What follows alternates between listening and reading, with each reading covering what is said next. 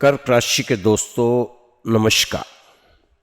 दोस्तों, अगस्त का महीना, नया महीना नया जोश के साथ इस महीने में आपको प्रवेश करना चाहिए। सबसे बड़ी बात है कि आज सावन का आखिरी सोमवार आपके सामने है, क्योंकि सावन के सोमवार पे आप जरूर शिव जी की उपासना करें, भगवान का सिमरन करें। सावन का ये महीने का आखिरी सोमवार है। ये आपके परिवार के लिए हर प्रकार की खुशियाँ इस सावन में बरसात हो, खुशियों की बरसात हो इस सावन में, और आपके परिवार से दुख पीड़ा दूर हो जाएं, और जो दुख पीड़ा थोड़ी बहुत ही है उस सहने की शक्ति भगवान आपको जरूर दें। दोस्तों, आप सभी ने बीते दिनों में बहुत कुछ सहा है। आप अंदर से काफ़ी टूट चुके होंगे, ये आप ही जानते हैं, पर दुनिया अब भी आपको बहुत मजबूत समझती है। इसे भगवान की कृपा ही कहें तो ज़्यादा अच्छा रहे। भगवान की पूरी कृपा आप पर बनी हुई है। दोस्तों, कोशिश करें कि सोमवार को आप मंदिर जाकर शिव पार्वती की उपासना करें और साथ ही प्रसाद भी कुछ मीठा बांटें, खुद भी ग्रहण करें और लोगों को भी बांटें। दोस्तों, इस समय आपका जो कर्क राशि, काफ़ी अच्छा समय दिखाई दे रहा है, आने वाला समय। लेकिन अभी भी कुछ कर्क राशि के दोस्तों के जीवन में त्राहिमाम हुआ है। बहुत ज़्यादा परेशानी चल रही है। दोस्तों, भगवान जरूर आपको रास्ता दिखाएगा। आप अपने आप को सही रास्ते पर चलाते चलें, मेहनत करते रहें और आगे बढ़ते रहें, क्योंकि अतीत में बहुत सी चीज़ें आप गवा बैठे हैं। अब आप समझदारी से काम लें तो ज़्यादा अच्छा रहेगा, क्योंकि जो व्यक्ति समझदार होता है वो शक्ति नहीं चुनता, शांति चुनता है। इस समय शांति से रहें। आप ज़्यादा उथल पथल नहीं होना चाहिए और जल्दबाजी उतावलापन भी नहीं होना चाहिए। जिस तरह अर्जुन ने श्री कृष्ण जी को चुनकर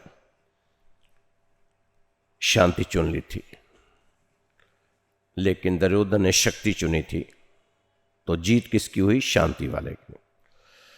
तो इस समय अंधी ऊर्जा, अंधी फौज को चुनकर दुर्योधन ने क्या पाया? नौकर चाकर पा लिए, मालिक खो दिया। परमात्मा से बनाकर रखो, वो बहुत काम आएगा जिंदगी में।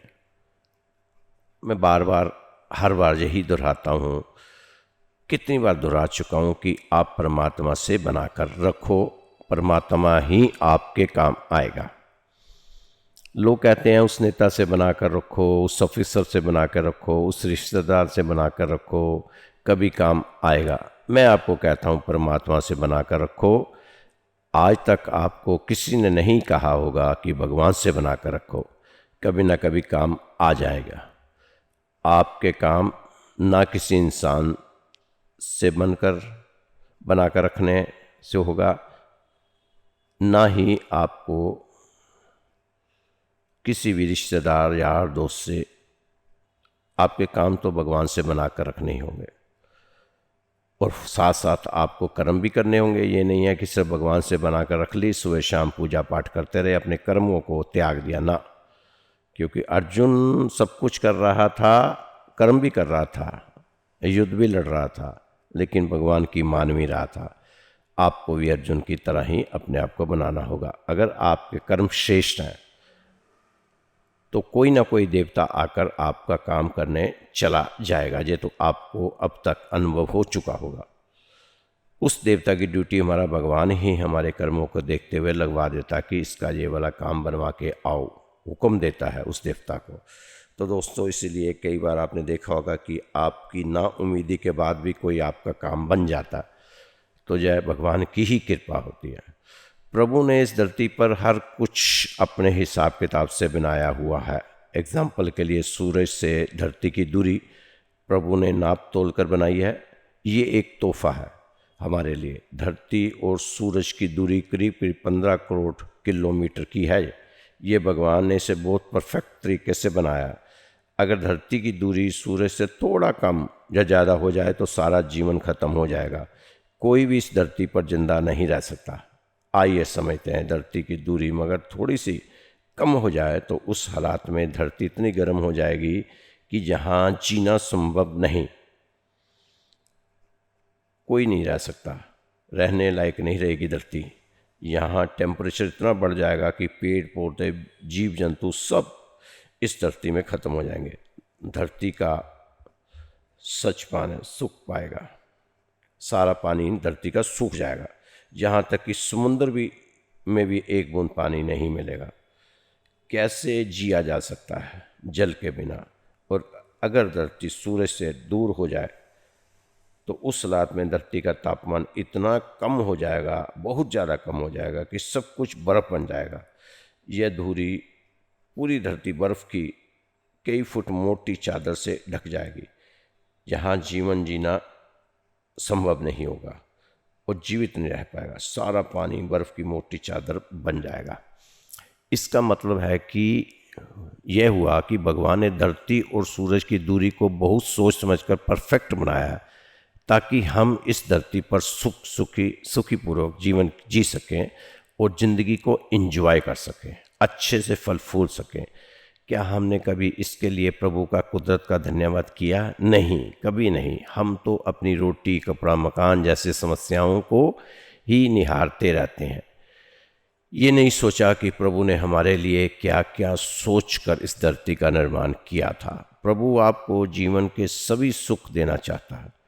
अगर प्रभु को लगता है कि ये सूरज के इर्द गिर्द घूमने वाले ग्रह इंसान को पीड़ा देंगे तो प्रभु ये ग्रह बनाता ही नहीं। ये सारे ग्रह तो हमें अच्छी शिक्षा देते हैं।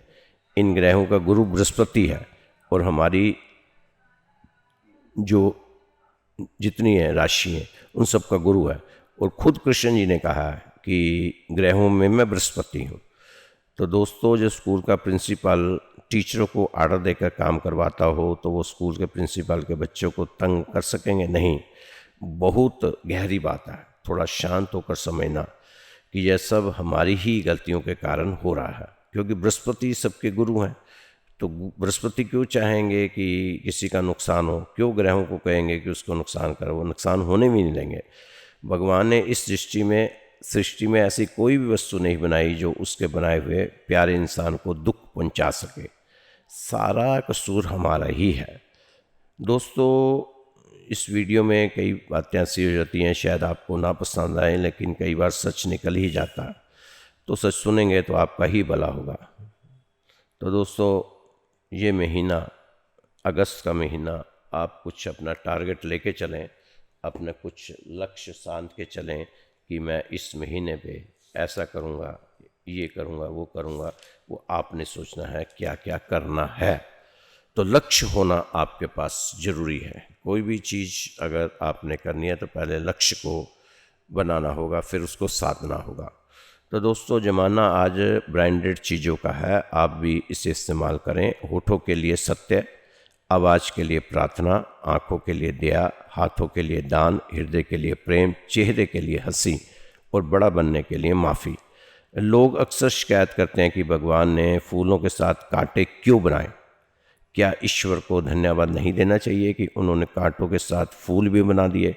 दृष्टिकोण बदलने की ज़रूरत है। बस जब तुमसे ना सुलझे तेरे उलझे हुए धंधे तो भगवान के इंसाफ पर सब कुछ छोड़ देना बंदे। खुद ही तेरी मुश्किल को वो आसान करेगा। जो तू नहीं कर पाया वो भगवान करेगा। दोस्तों, ब्रह्मांड का रिश्ता अब आपको बनाने पर आएगा तो आपका अंत भी आपका प्रारंभ बन जाएगा। दोस्तों, जीवन का आरंभ अपने रोने से होता है और जीवन का अंत दूसरों के रोने से होता है। इस आरंभ और अंत के बीच का समय हास्य भरा हो, बस यही सच्चा जीवन है। आपने जिंदगी की पाठशाला में सब कुछ पढ़ लिया होगा, त्रिकोण, समकोण, लघुकोण, षटकोण, पर जिंदगी में जो सबसे महत्वपूर्ण है वो कभी पढ़ने की कोशिश शायद ही की होगी, वो है आपका दृष्टिकोण। पॉजिटिव दृष्टिकोण से अपने जीवन को जी भर के जिएं। दोस्तों, कभी कभी जीव ऐसे दौर से गुजरता है जैसे एक ट्रेन किसी सुरंग से गुजरती है, गुप्त अंधेरे से भरी सुरंग से। पर क्या हम उस वक्त अपनी टिकट फाड़कर बाहर फेंक देते हैं और खुद कूद जाते हैं ट्रेन से? नहीं, क्योंकि हमें यकीन होता है कि ट्रेन का चालक हमें सुरक्षित रूप से सुरंग से बाहर ले जाएगा। जिंदगी की ट्रेन भी जब दुखों और मुसीबतों से गुजर रही हो, चारों ओर अंधेरा दिखाई दे रहा हो, तभी तो जरूरत होती है उस भरोसे की, जिंदगी के सारथी पर भरोसे की, जो पार ले ही जाएगा। तो बस याद रखना, कभी कभी सुरंग बहुत छोटी होती है और कभी कभी बहुत बड़ी। आखिरकार ये है तो सुरंग ही जिसके दूसरी ओर उजाला ही उजाला है। बस भरोसा मत खोना अपने भगवान पर। दोस्तों, जीवन बांसुरी की तरह है। जो आपका जीवन है एक बांसुरी की तरह है, जिसमें बाधाओं रूपी कितने भी छेद क्यों ना हो, लेकिन जिसको बजाना आ गया उसे जीवन जीना आ गया। जिस परिस्थिति को आप बदल नहीं सकते उसके बारे में सोचकर दुखी मत हुआ करें। याद रखना, समय एक श्रेष्ठ दवा है, मेडिसिन है। वक्त कहता है कि मैं फिर नहीं आऊँगा, नहीं पता तुझे हंसाऊँगा या रुलाऊँगा। जीना है तो इस पल को जी ले, क्योंकि मैं किसी भी हाल में इस पल को अगले पल तक रोक नहीं पाऊँगा। दोस्तों, सब कुछ सुधारने की जिम्मेदारी आपकी नहीं है। जो नियंत्रण से बाहर हो उसे आज़ाद कर दो, फिर चाहे वो हालात हों या फिर इंसान हो। जिंदगी एक पेंटिंग की तरह है, आशा के साथ रेखाएं खींचें, त्रुटियों को सहनशीलता से मिटाएं, बहुत ही धैर्य के साथ ब्रश को डुबाएं और अपनी ज़िंदगी को प्यार के रंगों से रंगें। जिंदगी चोट है तो दुखी ना हुआ करें, क्योंकि हर चोट कुछ ना कुछ सिखा कर जाती है। पैर पर लगने वाली चोट संभल कर चलना सिखाती है, मन पर लगने वाली चोट समझदारी से जीना सिखाती है। यदि आपकी परिस्थितियाँ इस समय सही नहीं हैं तो किसी को दोष ना दो, खुद को दोष दो, खुद के विचारों को करे दें। आप ईश्वर की संतान हैं और कोई भी माता पिता अपनी संतान को दुखी नहीं करता, दुखी नहीं रह सकता। नकारात्मक सोच और नकारात्मक दृष्टिकोण को बदलें। हर व्यक्ति अगर खुद को बदल दे तो यह संसार अपने आप ही सही हो जाने वाला है, क्योंकि खुद को बदलना बहुत ही ज़रूरी हो जाता है। आज आप लोगों को बदलने की सोच बनाए हुए हैं कि वो बदल जाए, उसका स्वभाव बदल जाए तो तब ऐसा होगा, ये हो जाए तो ऐसा होगा। ना दोस्तों, सबसे पहले अपने आप को बदलने की कोशिश करें। आप बदलेंगे तो सब कुछ आपके जीवन में अच्छा आपके मन मुताबिक होना शुरू हो जाएगा। तो दोस्तों, ये राशिफल आपको श्री राधे श्याम मंदिर परिवार द्वारा ही बताया जाता है। काफ़ी दिनों के बाद आज आपकी राशि दे रहे हैं, इसके लिए माफ़ी चाहेंगे, क्योंकि बहुत ज़्यादा काम का लोड हो जाता है। तो कोशिश तो हमारी रहती है कि रोज़ ही राशि दें, लेकिन अब कोशिश करेंगे हफ्ते में 2-3 दिन आपकी राशि ज़रूर दिया करेंगे। अब तो काफ़ी गैप हो गया था कर्क राशि वालों को, काफ़ी लोगों के फ़ोन आ रहे थे, मैसेज आ रहे थे कि हमारी राशि क्यों नहीं डाल रहे। तो दोस्तों, कोशिश हमारी रहेगी कि हर 1-2 दिन के बाद आपकी राशि डालें। तो ये जो राशिफल आपको श्री राधे श्याम मंदिर परिवार की तरफ से दिखाया जाता है।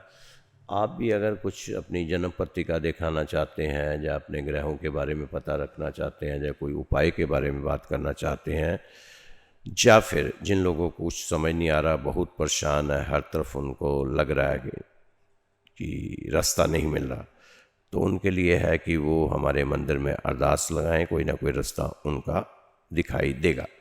तो अरदास के लिए उन्होंने भेजना क्या है, एक तो अपना नाम भेज दें, एक अपना गोत्र भेज दें, एक अपना पता भेज दें। तो ये 3 चीज़ें हमारे व्हाट्सअप नंबर पर भेज दें तो उनकी अरदास सुबह और शाम मंदिर में लगाई जाएगी। काफ़ी राहत मिल सकती है, ऐसा विश्वास है हमारे भगवान पर, क्योंकि निस्वार्थ से किया हुआ किसी का काम फलभूत हो जाता है, फलीभूत होता ही होता है।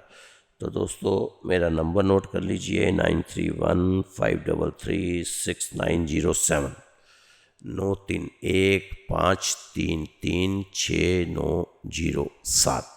ये मेरा नंबर है, ये व्हाट्सअप नंबर है। इस फ़ोन पर आप मुझसे बात भी कर सकते हैं, व्हाट्सअप कॉल भी कर सकते हैं और अपना मैसेज भी डाल सकते हैं। तो अगर आपने जन्मपत्री भेजनी है तो पहले 3 पेज आप भेज सकते हैं, आपको 15-20 दिन में उसका जवाब दे दिया जाएगा। तो दोस्तों खुश रहो, मस्त रहो, स्वस्थ रहो, व्यस्त रहो, तंदुरुस्त रहो। कल फिर मिलेंगे आपकी राशि के साथ। जय श्री कृष्णा, जय श्री राधे।